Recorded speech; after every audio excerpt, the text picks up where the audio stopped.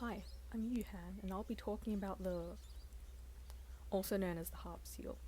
Harp seals live in the North Atlantic and Arctic Oceans. They spend most of their time in the water hunting, but return to the ice to mate and to molt their coats every year. Mother seals nurse their pups on the ice, and those pups stay on the ice until their fluffy white coats molt and turn blubbery and grey at 1 month old. It is the most abundant seal species, with a population of around 4.5 to 7.5 million. People tend to love harp seals, or at least their pups. People barely know that they're the most hunted type of seal. Harp seals have been hunted by indigenous communities all over the North Atlantic region. The Inuit people have been hunting harp seals for over 4,000 years, and sealing is a core part of Inuit identity, culture, and community. Their meat, fat, pelt, and bones are a valuable source of food, clothes, and materials. European settlers also capitalized on the harp seals, killing mostly whitecoat pups. The Arctic seal hunt began in the early 1700s, and has since then become an annual event. Their pelts, meat, and their fat would be used to fuel oil lamps, for cooking, and to make clothes and soap. There were no hunting regulations, and the overexploitation of harp seals caused the population to fall by 70% by the 1900s.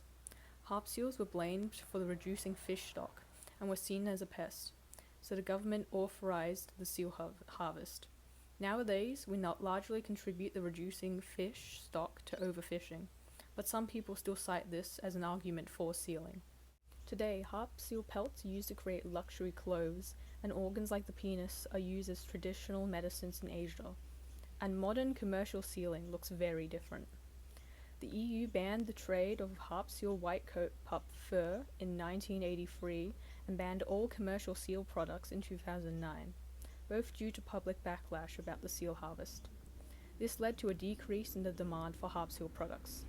Each country and region also has their own laws and regulations about sealing. There are recommended humane hunting practices, hunting seasons, hunting areas, and fishermen need a seal hunting license to hunt harp seals in a particular area. There are maximum quotas that vary each year based on the population and environmental factors to keep the harvest sustainable. Harp seals are protected by the Marine Mammal Protection Act in America, and many government bodies and wildlife organizations are committed to their conservation. This has allowed the harp seal population to remain relatively stable. While the sealing regulations don't apply to traditional hunting by indigenous peoples, it still had a significant impact on them. The UN banning seal products led to a more than 60% reduction in income for some Inuit communities due to the fall in demand. Additionally, welfare groups are also trying to globally ban seal hunting on the grounds of animal cruelty, but the Inuit stressed that this would mean erasing their cultural traditions and preventing a great source of their income and livelihoods.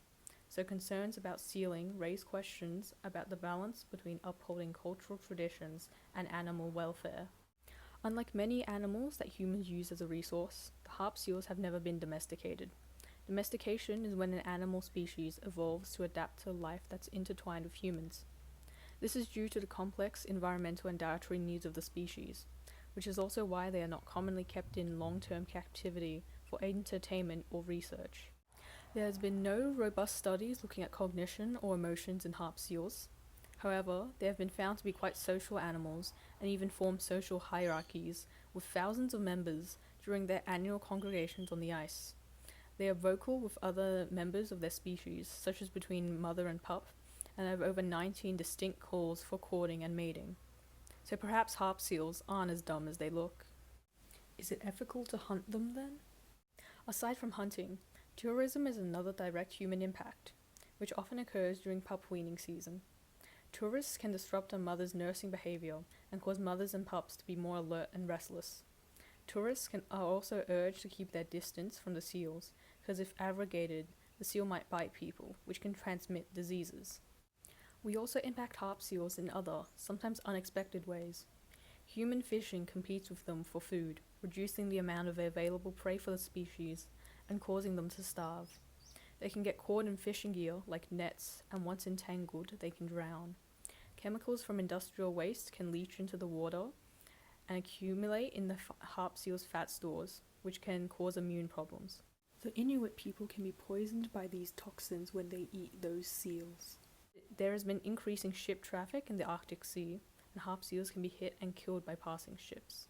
If they are exposed to oil spills in the ocean, it can cause their fur to be unable to repel water, making it hard to swim or keep themselves warm, causing them to freeze or drown. Harp seals are another species that are being affected by climate change. They rely on the ice to mate, to molt, and to raise their young. The ice caps melting due to global warming leads to seal pups dying by being crushed by ice or falling into the waters below, where they are at risk of predation, freezing, or drowning. Harp seals are generally considered to be of least concern for endangerment, but in 2024, the ICUN evaluated them as being near threatened with a declining population. So, while the seal harvest is managed to maintain the sustainability of the species, the worsening climate may lead to a precarious future for the harp seals.